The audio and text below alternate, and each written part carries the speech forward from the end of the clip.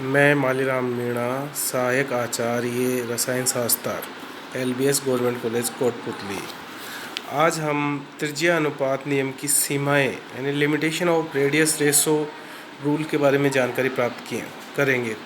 पहले वाले टॉपिक में हमने त्रिज्या अनुपात के बारे में जानकारी प्राप्त की थी। अब इसकी जो लिमिटेशंस हैं, जो सीमा है, उनके बारे में हम जानकारी प्राप्त करेंगे।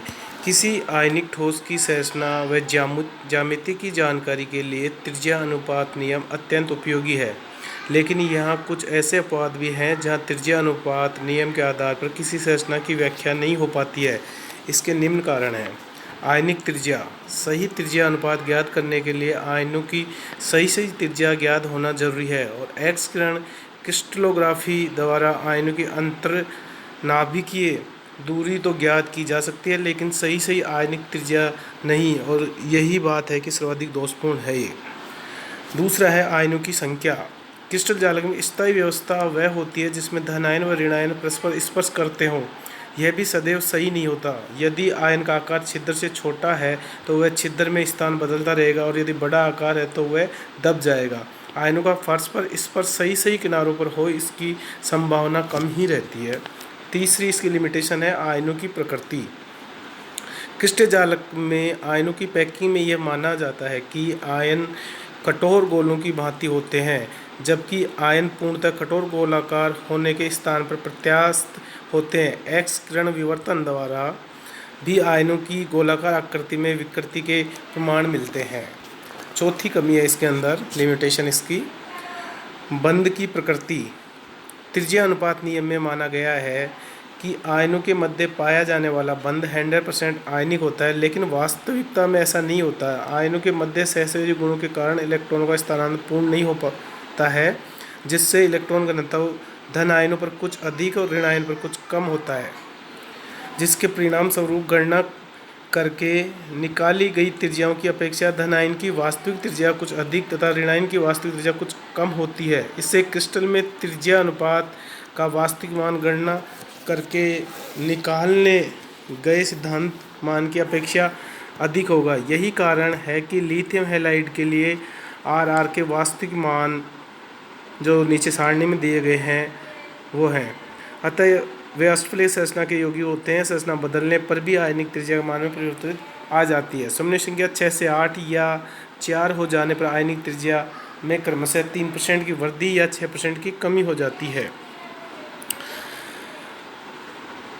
यहाँ हम सारणी देख रहे हैं। इस सारणी के अंदर इनके विभिन्न प्रकार के क्षार धातु हैलाइड की त्रिज्या का अनुपात दे रखा है।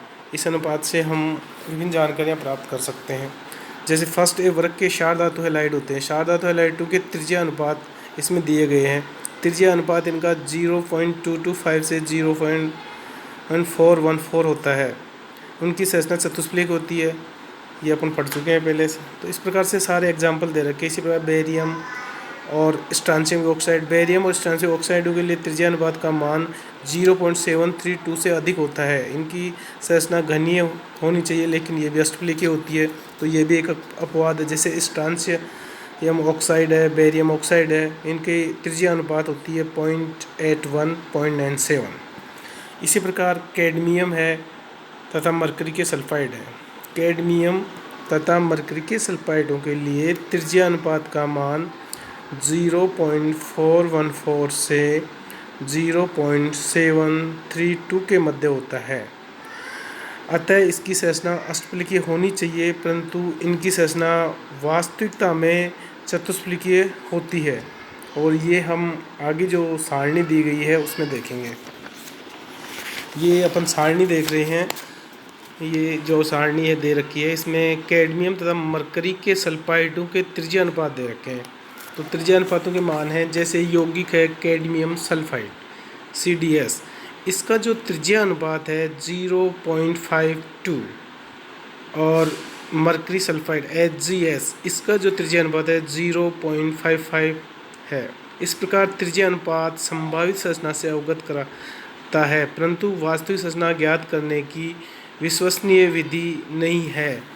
इसका मुख्य कारण आयनिक बंध में सहसंयोजक गुणों का पाया जाना है। इस प्रकार हम देखते हैं कि जो आयनिक त्रिज्या अनुपात है, नियम है, इसकी जो लिमिटेशन हमने देखी यहाँ पे, तो पहली थी आयनिक त्रिज्या, दूसरी आयनिक व्यवस्था, और तीसरी आयनों की प्रकृति, चौथी बंध की प्रकृति।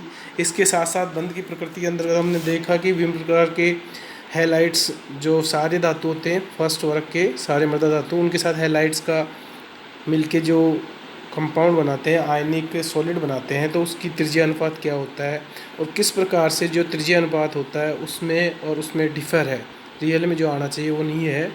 इस प्रकार हमने इसका अध्ययन किया। Thank you.